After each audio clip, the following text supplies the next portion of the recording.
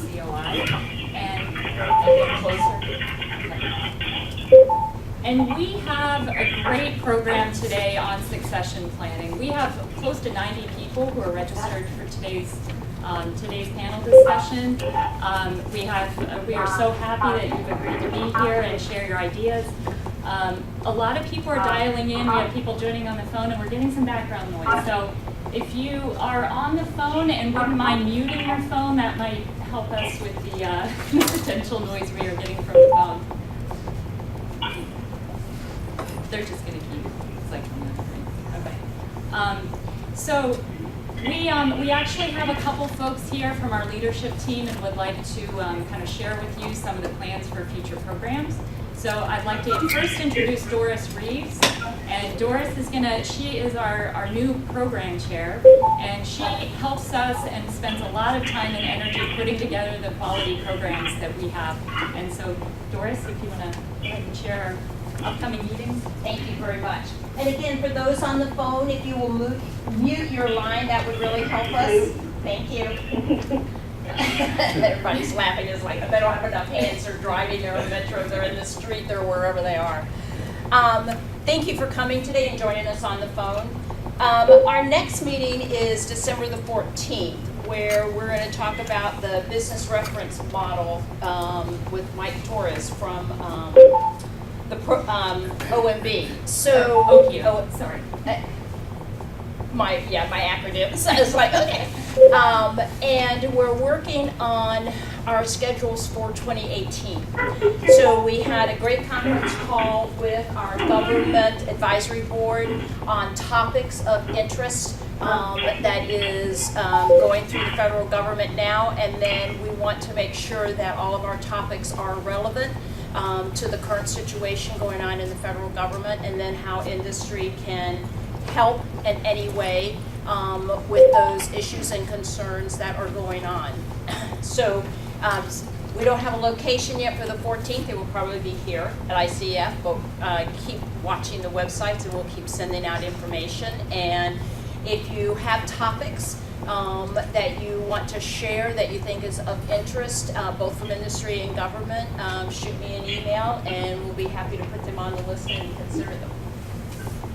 Dave? Yeah, and we'd like to turn it over to Dave Potts. We have one project underway, and it's a project that's gone in 2 phases, and Dave, who is our industry vice chair, has been leading the charge on this, and I'll kind of give you an update on where we are. Yeah, great. Thank you very much. Again, my name is Dave Potts. I'm the Evolving the Workforce CI industry vice chair. I'm really excited, one, to announce some of the progress that we've had over the past year and a half. Been leading a project with government as well as industry on a topic called Talent as a Service, TAAS. We have recently published our executive report that hopefully, if you have not got a chance to take a look at, I would strongly encourage you to do that. That executive report concludes our phase 1 of the project, and we're going to rapidly move into phase 2. So we are planning our initial kickoff meeting for phase 2 on that next Wednesday at 5 p.m.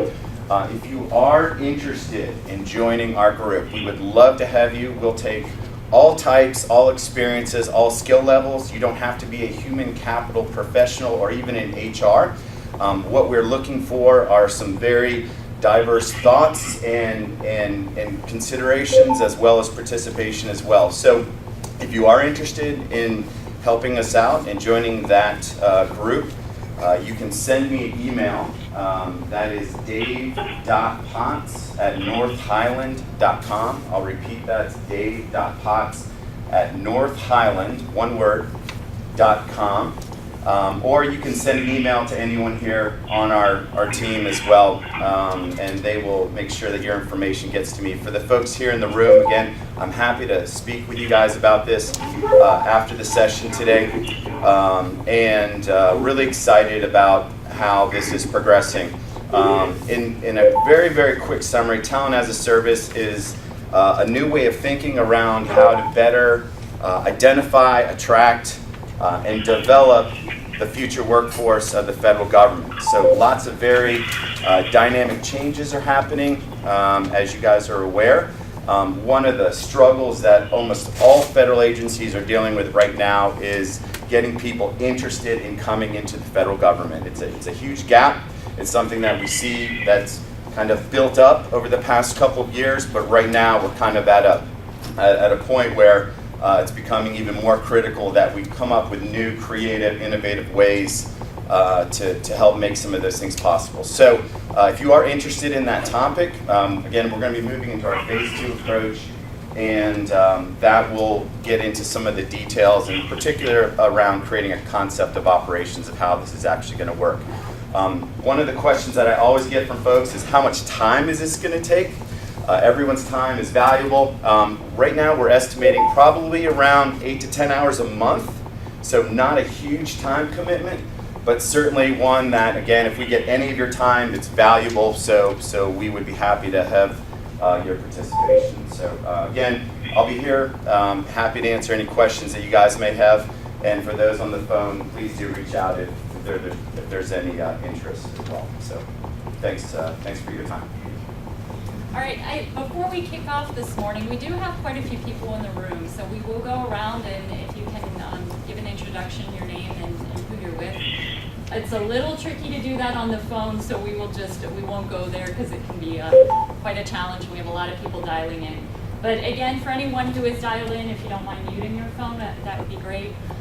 We do have one person on the phone, Becky Russell, who is our government vice chair, who actually suggested this topic and helped pull together the panel and coordinate this. So we want to thank Becky. It's obviously a topic of great interest. So we'll go ahead and go around the room now. Good morning. Hi, my name is Emily Hitt, and I'm with the FAA, Federal Aviation Administration's Air Traffic Organization. Dave Potts, North Highland Consulting. Doris Rees, DAI Solutions. Hi folks, Juan Salazar. I'm with industry, currently with Mark Logic, and I'm also the Nexus liaison to the EWF-CNI. I'm glad to be here. Benedict Dane, GSA Federal Acquisition Institute. Matt Sacco, Consumer Financial Protection Bureau. Earl Bice, USDA. Harley Fry, ACT-IAC. Lance Silk, USDA. Chris Meadows, Center for Organizational Excellence. Deb Tomczyk, ICF. Amy Rogers, Treasury. Ron Sanchez, Treasury. David Doyle, Catapult Solutions. Antonella Noche, ACT-IAC. James Alexander, Department of Agriculture. Okay, thank you everyone. And Deb Tomczyk didn't mention, she's actually our industry chair, so one of our critical leadership team. So now I'm going to hand it over to Bob Clark. Bob is actually the communications chair for this COI, and he's also going to be moderating the panel today. So, all yours, Bob. Thank you, and I will give a shout out to some of the other organizations who are on the phone today. This is our largest registered event in probably 5 years. We have over 90 people registered, and some of the organizations also represented on the phone: Accenture Federal Services, a number of people from the FAA, a number of people from GSA, a number of people from National Nuclear Security Administration, from NOAA, from the Peace Corps, from Social Security Administration, from Suntiva, from the Department of Agriculture, several different components of the Department of Defense, Energy, Homeland Security, Treasury, Transportation, and Patent and Trademark. So we welcome all of you and thank you for your attendance. One thing that we would ask as a favor, just so we can get a sense of how many people are online, so that tells us how many lines we need to keep free for future events. If you would be kind enough to send an email to cfry@actiac.org, and just send a note to Carly Fry at that address and just say, I am online. that will allow us to better sense how many lines to keep for future events. So again, thank you all for attending. Now I'm going to do a quick listing of the resources so that each of you know what's available for this conversation. There is a session handout, and all these materials were sent to all registered attendees. If you don't have them, you can get them on the ACT-IAC website. For those of you in the room, you should have seen them at the table coming in. There is a session handout with the bios of the panelists this morning. There are some slides that Jill Nissan put together. There is an OPM guidance document which we did not print out, but you can pull off the OPM website, and I'll refer to that in a moment. And we did not print it, but the Human Capital Shared Interest Group of ACT-IAC, which was the predecessor group to this Evolving the Workforce Community of Interest, produced a report in 2012 on succession planning. And so the material in that report is still relevant. If you are interested in it, you can get that on the ACT-IAC website as well. And we have one favor for you. One of the interests that I think many people in the audience, both in the room as well as online, have is to have a sense of what the current state of succession planning is in federal government organizations. So I'm going to ask you a favor. If you'd be kind enough, send me a note, just 1 or 2 sentences, and tell us what the state of what's happening with succession planning in your organization. And at the end of that note, put if we can use your name or if you want to be anonymous. I will pull together all of the quotes and then send them out to everyone who's registered for this session. So if you would send that note with 1 or 2 sentences on what's going on with succession planning in your organization, be that commercial or government, send that to bclarkeva@verizon.net. I will cull together everything I get, and by the beginning of next week, you'll have a listing of what everyone sent in. Okay, so moving on to today's topic. The government works in complex organizations, and from the smallest agencies to the large departments, a lot of complexity. There's a lot of knowledge at all levels, from the individual contributor through the supervisor up through management to the executive levels. There's development of leadership knowledge in a number of different ways. In the military, they do it with rotations. In SES, there has been a lot of talk about SES mobility, details for managers and supervisors, but there are both formal and informal ways that the leadership knowledge to run these complex organizations is being developed. Succession planning is the process, and it's called out and defined in a document that I highly encourage each of you to get. OPM put out new guidance. And again, could those of you on the line mute the lines, please? That would be very helpful. OPM put out some new guidance about a week ago, a document called Guidance on Establishing an Annual Leadership, Talent Management, and Succession Planning Process. If you go to the OPM website and look for that document, you'll find it is very helpful. It's got a definition of succession planning. It also goes through 5 steps for building a succession planning program. And this is focused on the SES level, but it really goes to good effect across all levels of the organization. They speak about determining the future organization resource needs, and I'll call out to you there in 2 prior sessions, both the Department of Interior leadership and USDA leadership have talked about the emphasis on future organizational resource needs, not just current resource needs. So figure out where your organization is going to be 10 years down the road, and that's what you should be building your succession planning toward. Then the next step is evaluating the current state of your talent. The next step is aligning talent to your agency needs. Then finalizing development plans for the people you want in your pipeline. And then lastly, implementing and updating those plans. So I highly encourage you to take a look at that OPM guidance. Now today, we've gathered together 3 experienced leaders to hear their perspectives. On my right is Jill Nissan. She is the Workforce Planning Program Manager at the U.S. Geological Service. Next is Dr. Ronnie Riley. He's the Associate Director for Planning and Accountability at the Defense Civilian Personnel Advisory Service. And on my far right is Darren Ash. He's currently the Chief Information Officer at the Farm Service Agency of the U.S. Department of Agriculture.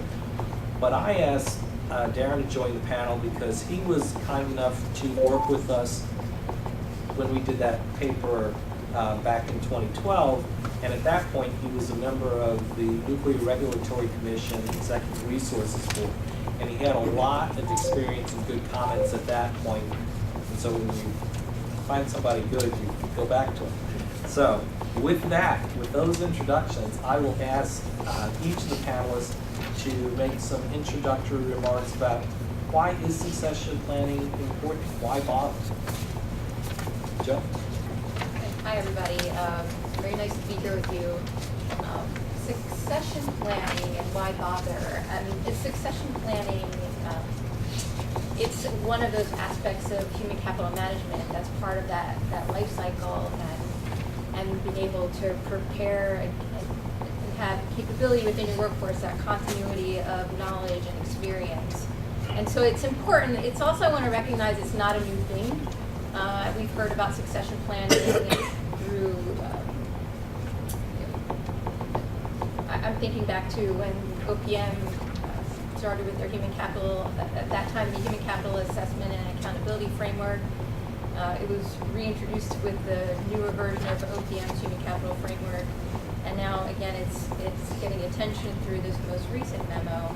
So these are good ways to refocus and refocus attention on succession planning. I recognize it's difficult to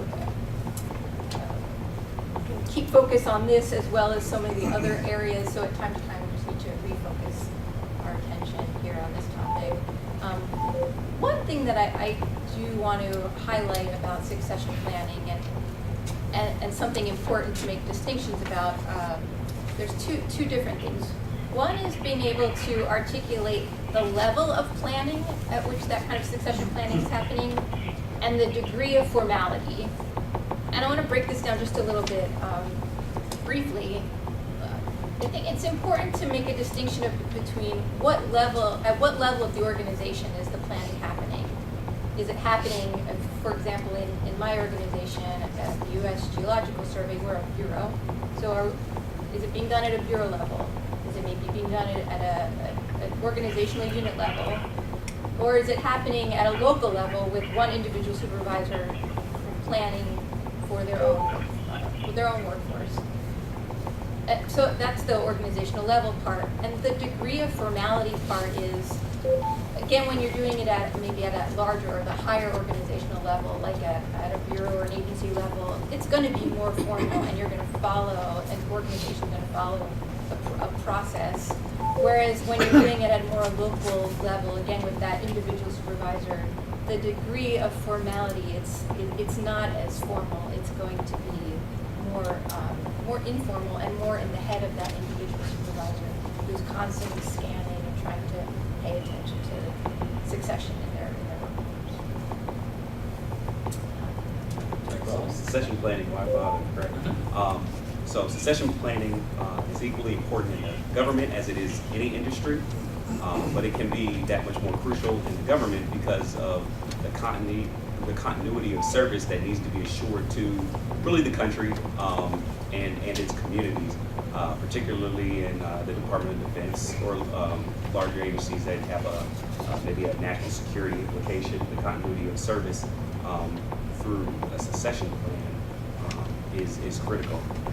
So additionally though, the perceived bureaucracy of the government is a nuance that makes it more vital that kind of talent management and succession planning is taking place, that it's evolving and maturing to meet mission needs and kind of respond to environmental changes.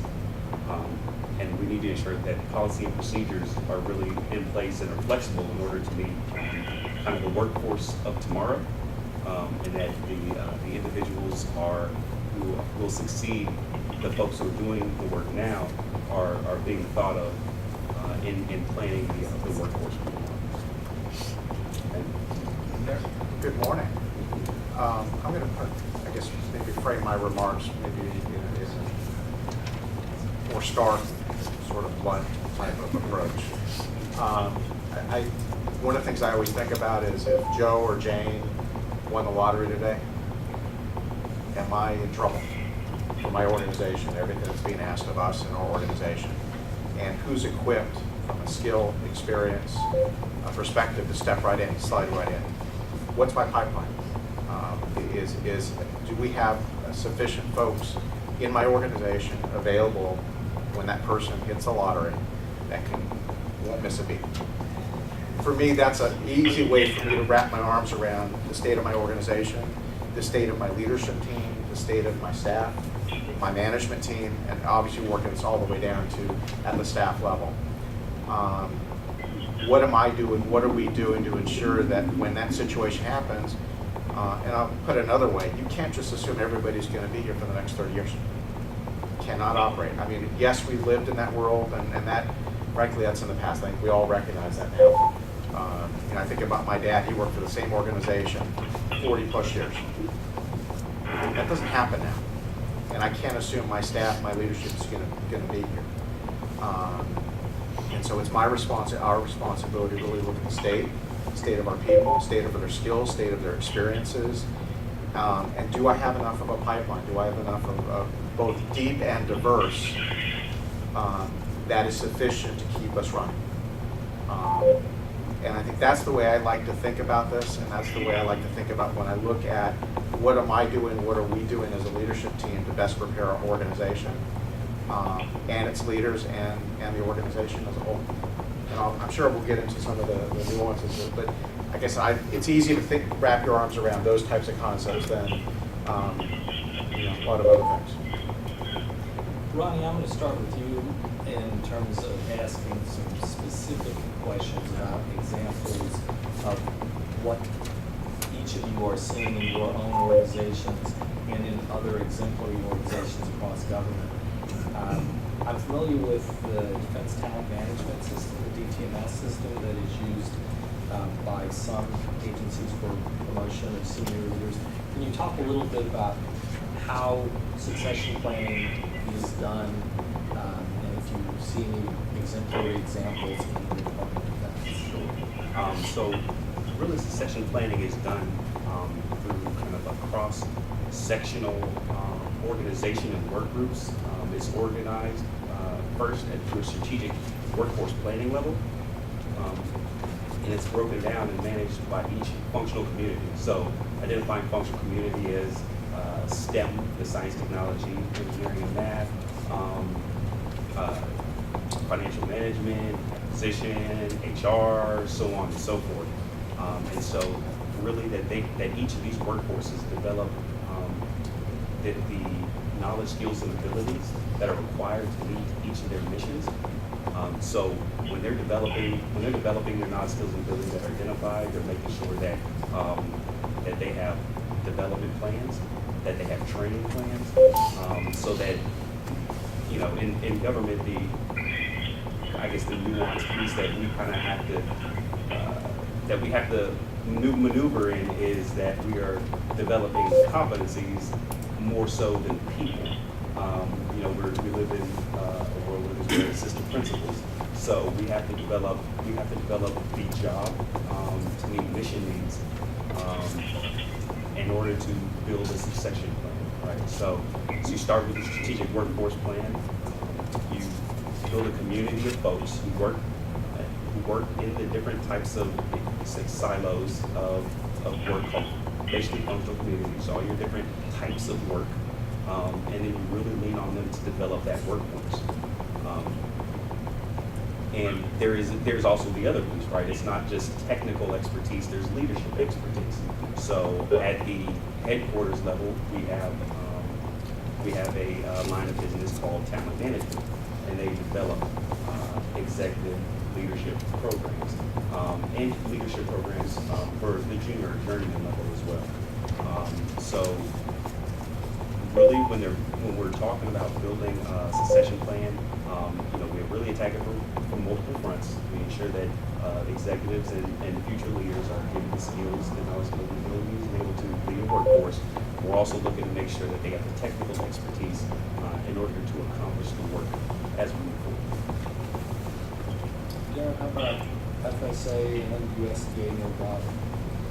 So, USDA I probably couldn't speak to. I know there's a vested interest at the department level, particularly within the IT community, to get a better handle on strategic workforce planning. Within FSA, we're actually, I've been there for about 1.5 years now, and it's a different, you referenced about my experiences at NRC. It's a very different type of dynamic, very different experience. As an example, up until February of this year, within the IT organization, I was only SES. So really, the cadre of folks that I was focused on were at the 15 and below level. The other part of FSA is, I'd say roughly half of the leadership positions at headquarters are political appointees. So there's a smaller group of career SES at headquarters outside of the IT organization. So it's a different dynamic, different type of model than one, for example, that I experienced at NRC. Staying local to FSA, much of our emphasis has been around strategic workforce planning and the broader understanding of the organization, the skills, the gaps, the current state, the work that we're doing, and most importantly, what are the gaps? What are the things that we need to do differently? What are the things we need to pay attention to? Because we've got a significant industry contractor workforce that supports us. And finding the right balance and understanding where are the things that either from expected retirements or just simply the depth of one person. Where are the things that we need to pay most attention to? What are the ones that are most at risk? And those are the ones that we want to pay most attention to in the midst of generally a hiring freeze that we've been under. So number of constraints, but then that should not stop us from looking at, again, the pipeline and the workforce. But step back a second. When I looked at when I look at my experience at NRC, very different model because it was an outright expectation, frankly, in my view, probably one of the best in the federal government in terms of a very concerted, specific activity to look at succession planning as a whole for the executive workforce. Recognizing that it was designed to enable movement of executives across the organization to grow their experiences so that if Joe is in this position, maybe the next spot is for him to go here because that'll set him up for, along with a couple other folks, to be best equipped to handle another position. So really it's a talent pipeline, but also with an expected goal of that you've got a diverse set of candidates too at the SES level. So all with a concerted effort to ensure that the pipeline and the experiences across the organization at the executive level are diverse enough to handle and be able to move where there might be a new gap. Jill? So succession planning at USGS evolved from a USGS level workforce planning effort. So a few years ago, there was kind of a multi-year approach to building our bureau level, or sometimes I'll refer to it as our enterprise level workforce plan. And we looked at some of the themes and concerns from within the bureau. And there were a few themes that rose to the top of areas of concern, and one of those was succession planning. So that, by identifying succession planning as an area of focus in our workforce plan, that kind of set the path ahead to implementing a succession planning process at USGS.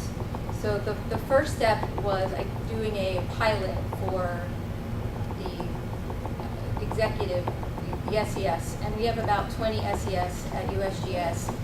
Mostly are career. We have one political appointee, and that's our director.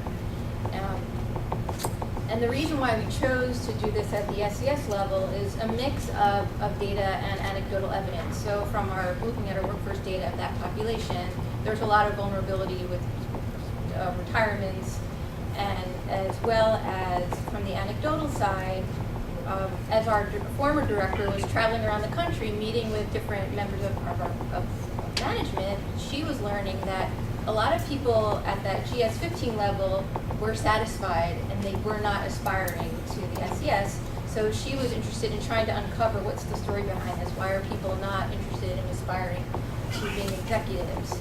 And through the pilot, we followed a process of doing the strategic alignment, figuring out how to match the strategic alignment of the bureau with leadership positions. Then we identified who was the talent pool for executive positions, and we identified that talent pool as the direct reports to the SES at the GS 14-15 level, as well as those in the SL, or that senior level position. We have a few SLs. And then after identifying the talent pool, the executives assess their talent pool to figure out where are we assess the talent pool specifically on the ECQs, the executive core qualifications, plus one additional competency that our executives identify was critical to success at USGS, and that competency is cultural savvy, or knowing how to operate in a science agency. And after part of that assessment also is exploring what is the engagement level of that talent pool, who wants to aspire, to then be able to back up that evidence we were getting anecdotally to figure out what is the aspiration of our talent pool. And then we also, as part of that assessment, we're exploring one significant barrier, which was mobility. And we did hear a lot that people were not interested in moving to where our headquarters are in Reston, Virginia. So even Reston felt too overwhelming for people who are in different parts of the country for the perception of the traffic and the high cost of living. So through this assessment, we were able to get a better sense of what does our talent pool look like. So that was exciting because that was our first baseline of what does our talent pool look like. Just one other thing that is important to add about our assessment. Our executive team, as we were going through this pilot, our executive team felt very strongly that we assess our talent pool at an aggregate level, and that we didn't do evaluate individuals. And there are a few reasons of that, mostly for the concern about maybe any data being misused, or the perception of data being misused. And so the comfort level of doing this at an aggregate level really allowed to carry on with the pilot and be able to get a baseline of what our talent pool looks like.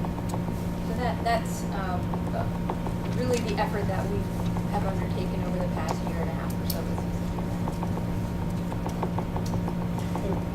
CCC. In addition, this is Ron Riley from DoD. In terms of exemplary examples, so in our department, it's pushing 1 million people strong, about 900,000. So I spoke previously about how instead of being centrally kind of managed for a very large workforce that has a wide and varied mission specific to technical competencies, we're kind of siloed in work groups called functional communities in order to kind of manage the technical evolution and succession planning of the civilians. But we do have some so all functional communities weren't created equal, right? Some of them are mission critical. So, for instance, I'll say like a financial management or acquisition. Their models, the functional community models, are much more developed than some other ones. So they have, they might have the money to develop. There's further developed training. They might have positive degree requirements. And so they have a structure and processes in place, really like going to school and continued education that's developed for them to continue to identify people with a level 1, level 2, level 3 certification in something specific in order to identify who is not only aspiring but also available to it. Because if let's say in order to become a financial auditor at a GS 14, 15 level, you need a level 3 certificate in such and such. You have visibility of your workforce of how many people have this certification, how many people are kind of your kind of inventory that you're going to be able to. I'm going to offer maybe a divergent thought. The certifications are all important, and I don't ever want to get away from it. But when you think about you as an organizational leader, one of the things that you have to think through is what type of organization do I want? And so, the way I think about succession planning and strategic workforce planning, in many ways, I think it requires almost an organizational emotional intelligence and an organizational maturity to say, this is the type of workforce and leadership team that we want. This is the type in terms of not just the skills. I mean, the skills are absolutely essential, but in terms of what is it they bring to the organization? What is it they can contribute to the culture? And from the maturity standpoint, and again, it gets away from the numbers and the data, what type of individual, let's get tied on to what you said about ECQs, what type of leaders are they? Or what potential leaders are they? Do they have emotional intelligence? Do they have the necessary capabilities or necessary qualifications around leading change, about leading people? It's not just about results. I mean, if it was just about results, it'd be another thing. But ECQs is more than just results. It's about the whole of you as an individual and as a leader. And so again, if you step back and think about succession planning, really that organizational emotional intelligence means that the organization is ready to have those deep and honest conversations about the pool, the candidates, the people that work for them, and where are their true gaps? What are the things that we need to grow them in? If the person delivers results but leaves bodies in the ditch all along the way, that's great, they get results, but is that the leader we want? And what is it that we need to do to grow them and change that behavior to make them a better leader and somebody that is frankly worthy from a succession planning point to move up? I'm going to tag on that with a question.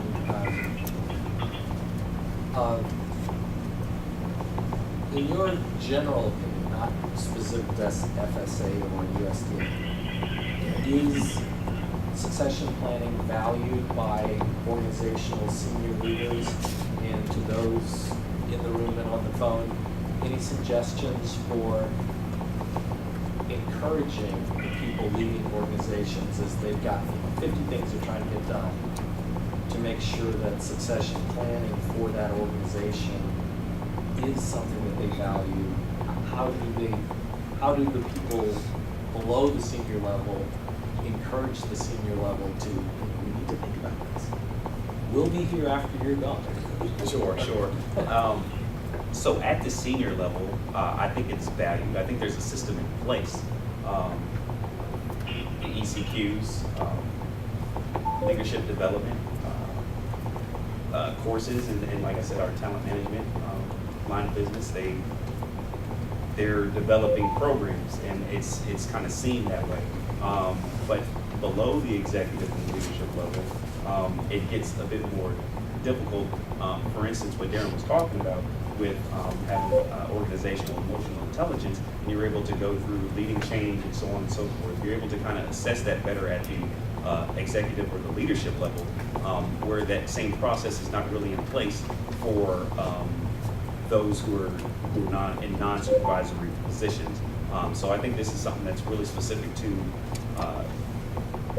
the government, where it's easier to identify intangible assets in the government and promote, or excuse me, in the public sector, the private sector, and advance people based on these intangibles than it is in the government.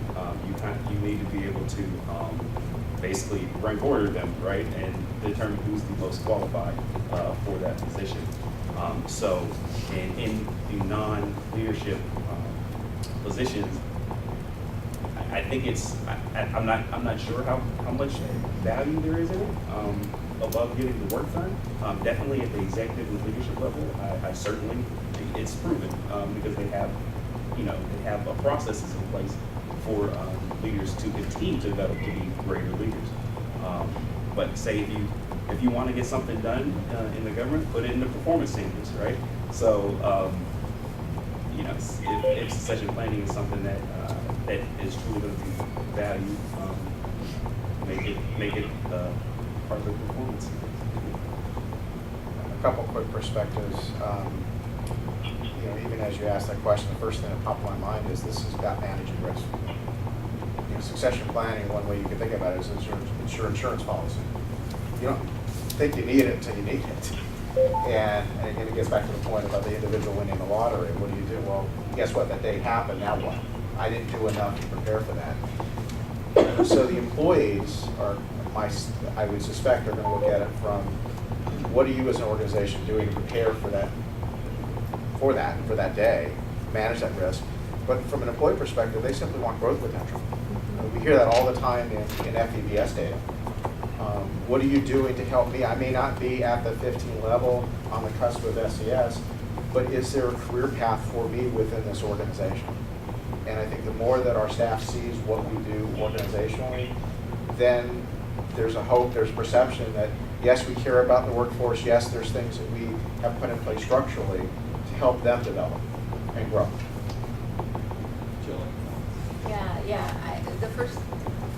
One of the first things that came to my mind is just grow your people. That's just sort of the fundamental of succession planning. So I think is it valued? I think it's valued in theory. I think sometimes when you get into implementation, that where it gets hard.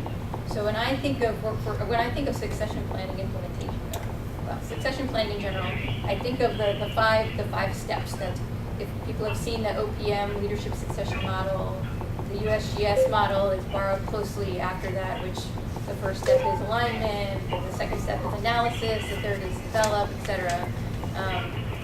That's how I think of the succession planning process. But when it comes to communicating with people about succession planning, I don't think we even need to call it succession planning. I mean, it's just about developing the people in the organization who will then be competitive to be able to compete for other key positions in the organization. So I think it's good to know the theory, but when talking to employees or supervisors who may not be as interested in the kind of that formal process, succession planning is so much about just growing your people so that they can be competitive for future positions in the organization. We've got a lot more questions pre-planned, but let me offer to the in-room audience any questions or comments that you want to throw into the mix. Tom? Hi, Tom Bond from Monster Government Solutions. Curious about how real-time your ability to respond with the change, the lottery winner, the retirement person that abruptly retires as opposed to plans, and is that then tracked right away, and then if that person leaves and you replace them with somebody below, then that job's open. Do you have visibility to all that information? And can Can you repeat the question? The question was, do we have like real-time access to data for when there basically the spot opens up, when there's what we call a billet open, and so more or less, yes, we have the visibility of that space through different personnel systems. We have that available. I guess I'm trying to think of a practical kind of example of how we respond to immediately respond. So I guess when the hiring freeze happened earlier this year, right? There were a lot of people in a lot of acting positions with 2 or 3 hats. I think Darren still has 2 or 3 hats. And so how do you conform to the work that has to be done with your existing workforce when you kind of have no choice, right? It's that you spread the duties. you spread the duties and you accomplish the work. And but through that though, that short-term pain made us responsive. And for instance, one of those functional communities I was speaking about was acquisition. So they encumber a bunch of different areas: logistics, contracting, and we have a lot of cross-functional folks from all across the military components to include the 4th Estate, and to talk about their challenges during particularly the hiring freeze and how they responded to it, and found out a lot of